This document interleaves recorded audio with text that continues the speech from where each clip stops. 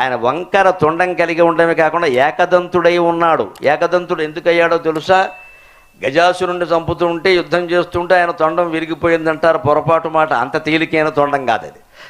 గజాసురుడు ఎవడండి? గణపతి ముందు బోడి నిలబడతాడేమిటి అక్కడ? ఆయన గణపతం తొండం విరిగిపోవడానికి ఒక కారణం వాస్తవం, ఇంకోటి ఊహ.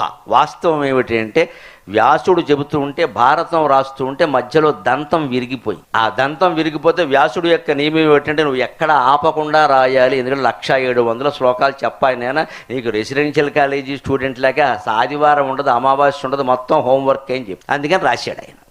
అలాగే మధ్యలో ఈ దంతం విరిగిపోతే అప్పటికప్పుడు దంతం వేరే ఏనుగు దంతం తెచ్చుకునే అవకాశం లేక, నాది ఏనుగు ముఖమే కదా, నాకు 2 దంతాలది కానీ పట్టమని ఓ దంతం లాగి మిగిలిన భారతం పూర్తి చేసేట. అంటే వినాయకుడు త్యాగమూర్తి, కర్తవ్యనిష్టకి ప్రతీక. కలం లేదని చదవడం ఆపేయలేదు, రాయడం ఆపేయలేదు, ఈ దంతం లాగేసి అందుకని గొప్పవాడు అయ్యాడు.